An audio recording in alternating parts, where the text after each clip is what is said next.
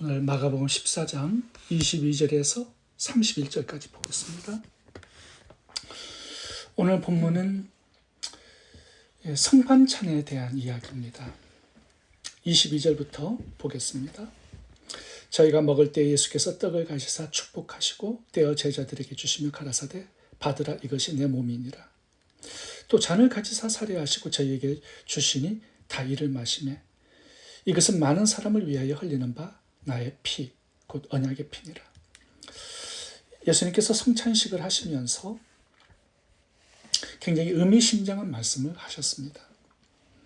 받으라 이것이 내 몸이니라. 이것은 내 언약의 피니라. 이 잔과 떡을 나누면서 내 몸, 내 살, 내 피라고 말씀을 하셨습니다. 그래서 어떤 사람들은 이 성찬식을 할 때 이 떡과 포도주가 진짜로 예수님의 살과 피로 바뀐다라고 그렇게 주장하시는 분들도 있습니다. 오늘 본문에 기초해서 이렇게 말씀하시는 거죠. 이 떡과 포도주의 어떤 성분과 물질적인 요소들에게 변화가 생긴다는 거죠.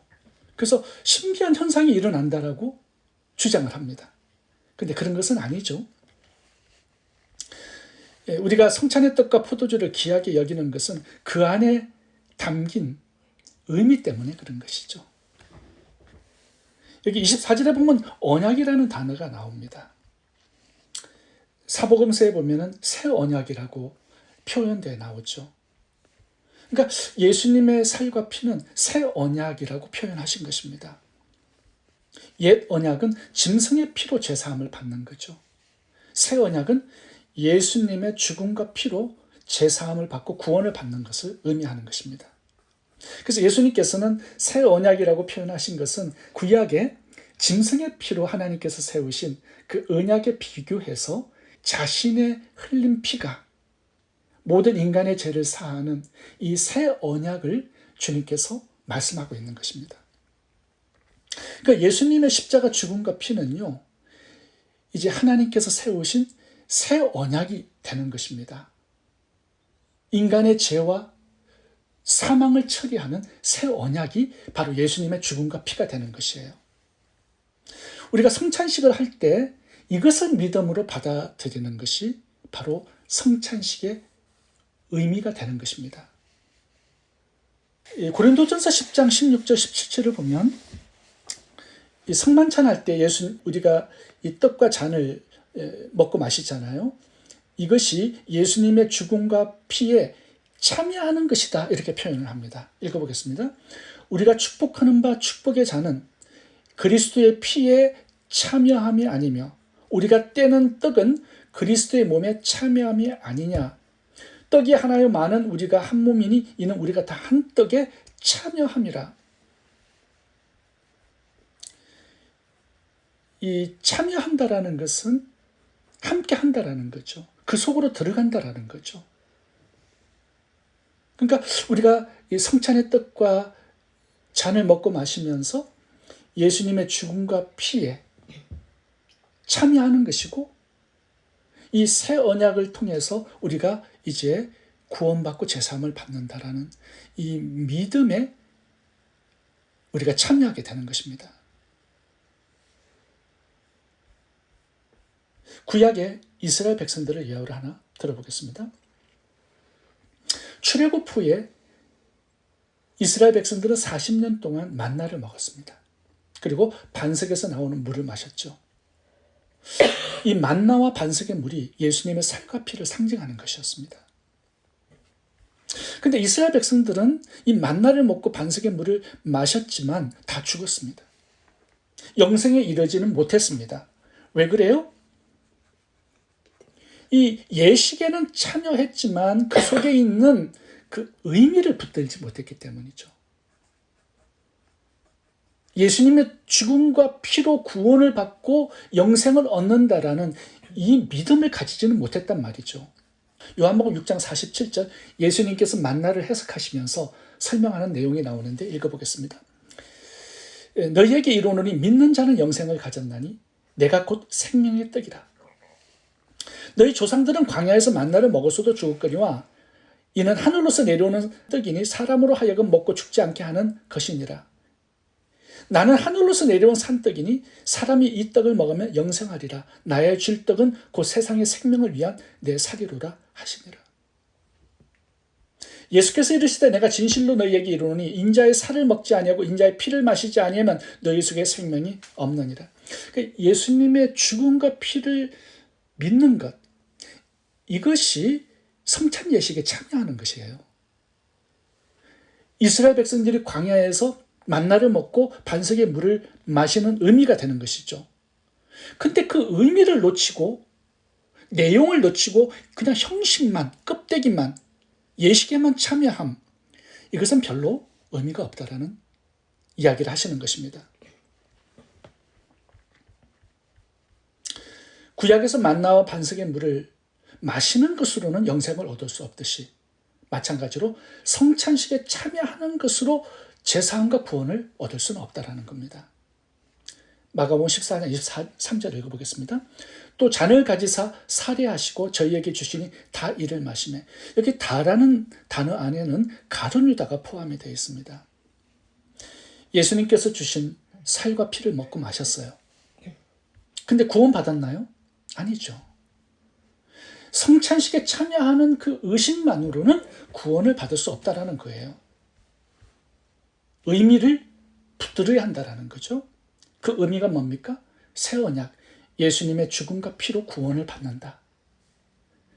제사함을 받고 영생을 얻는다. 이 믿음으로 성찬 예식에 참여하는 것이라는 거예요. 예수님의 죽음과 피를 내가 믿습니다. 받아들입니다. 영접합니다. 참여하고 동참합니다. 예수님을 나의 구원자로 영접하겠습니다. 이 신앙 고백을 드리는 것이 바로 성찬식의 의미가 되는 것입니다. 가룟 유다는 새 언약에 참여했습니다. 근데 마음으로 믿지는 않았죠. 겉으로 보면 제자의 직분도 가졌고 예수님과 동행했고 주의 이름으로 권능도 행했던 자였습니다. 근데 주님께서 주시는 이 구원의 은혜에는 참여하지 못했습니다. 왜 그래요? 믿음이 없었기 때문이죠. 이러한 사실을 통해서 우리가 교회에 속해 있고 예배도 드리고 침례도 받았고 성찬식에 참여하고 이러한 형식과 예식이 우리의 구원을 보장해 주는 것이 아님을 우리가 깨달아야 합니다. 마태복음 7장 21절 읽어보겠습니다. 나더러 주여 주여 하는 자마다 천국에 들어갈 것이 아니요 다만 하늘에 계신 내 아버지의 뜻대로 행하는 자라야 들어가리라. 그날에는 많은 사람이 나더러 주여 주여 우리가 주의 이름으로 선지자 노릇하며 주의 이름으로 귀신을 쫓아내며 주의 이름으로 많은 권능을 행치 아니하였나이까 하리니 그때 내가 저희에게 밝히 말하되 내가 너희를 도무지 알지 못하니 불법을 행하는 자들아 내게서 떠나가라 하리라. 심지어 우리가 예수님을 주님으로 고백하는 이 신앙의 고백을 드린다 할지라도 그것이 구원을 보장하는 것은 아니다라는 거예요. 우리의 마음이 중요합니다.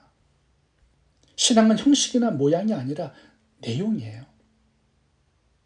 예수님의 죽음과 피로 제사함, 구원을 받는다는 이 새 언약이 우리들의 믿음의 확고한 내용이 되어야 합니다.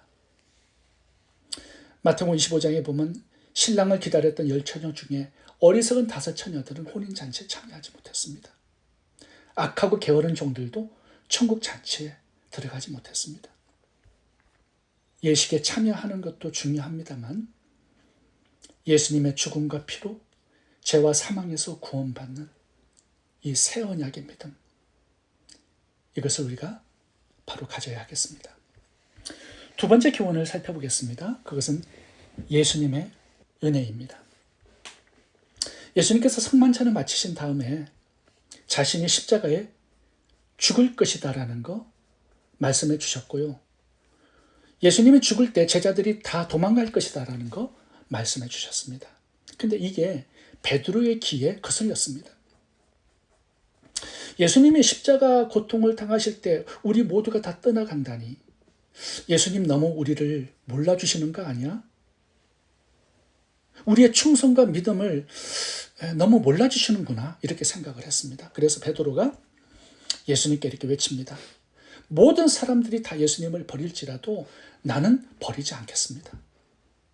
모든 제자들이 다 도망칠지라도 나는 끝까지 주님을 따르고 함께 죽겠습니다. 이렇게 호언장담을 했습니다. 근데 예수님이 이렇게 대답하죠. 네가 오늘 밤 닭이 2번 울기 전에 네가 3번 나를 부인하리라.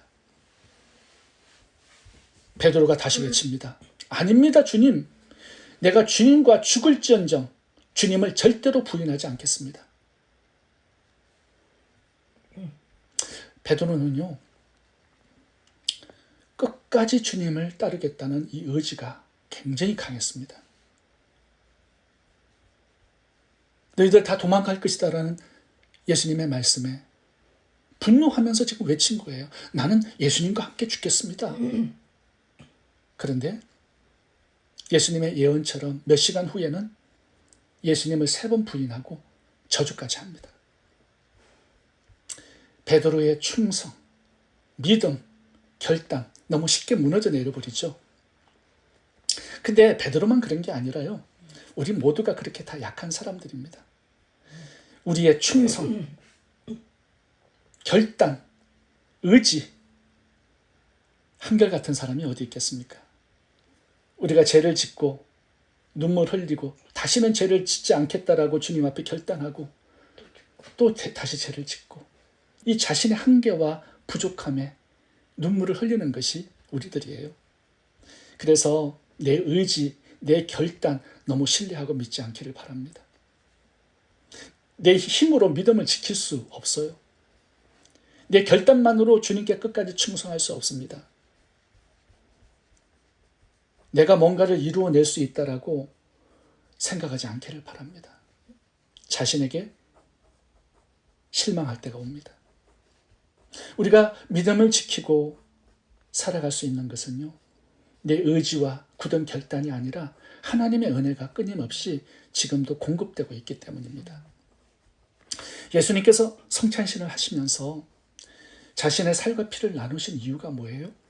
세족식을 행하신 이유가 뭡니까? 조금 있으면 도망갈 이 제자들의 믿음을 붙들어 주기 위해서 그런 겁니다. 그리고 오늘 본문에 보면 예수님께서 3번 말씀을 해주세요. 너희가 다 나를 버리리라. 내가 살아난 후에는 너희들보다 먼저 갈릴리로 가리라. 거기서 만나자. 베드로에게는 예수님을 부인할 거 미리 또 얘기해 주시죠. 이렇게 말씀해 주시는 이유가 있습니다. 우리가 범죄하고 넘어지잖아요. 그러면 자신에게 너무나 실망해요. 그러면 가룟 유다처럼 자신을 포기할 수 있거든요. 자살할 수 있어요. 자신에게 너무 실망했기 때문에 가룟 유다가 자살한 거잖아요. 베드로도 그렇게 될 수 있고 다른 제자들도 다 그렇게 될 수 있습니다. 왜요? 전부 다 굳은 결단을 가지고 주님 따라가고 있기 때문에 그런 것이죠. 근데 자신이 무너질 때 그때도 주님은 우리들에게 은혜를 주신다라는 거 우리가 기억해야 합니다. 그래야 내 자신이 아니라 주님을 바라보고 주님의 은혜를 붙들고 다시 일어설 수가 있는 것이에요. 제자들은 이렇게 무너지면서 흔들리면서 다시 일어나고 믿음이 성장하고 그렇게 해서 온전한 믿음으로 세워져서 나중에 복음의 사명을 감당하는 위대한 사도들이 되었거든요. 우리들도 마찬가지입니다. 우리들도 믿음이 흔들리면서 범죄하면서 무너지면서 다시 일어나고 또 무너지고 또 다시 일어나고 이렇게 성장하면서 우리의 믿음이 세워지고 그리고 복음의 사명자들로 사역의 미래로 나아가게 되는 것입니다. 주님은 그때까지 우리를 끝까지 붙들어 주실 것입니다. 변함없는 사랑으로 세상 끝날까지 우리와 함께 하실 것입니다. 그리고 우리가 넘어질 때 그때 주님께서 더욱더 큰 은혜를 우리들에게 주실 것입니다. 주님의 그 은혜, 그 사랑 우리가 붙들고 다시 일어서서 승리하는 저와 여러분 될 수 있기를 바랍니다. 기도하겠습니다.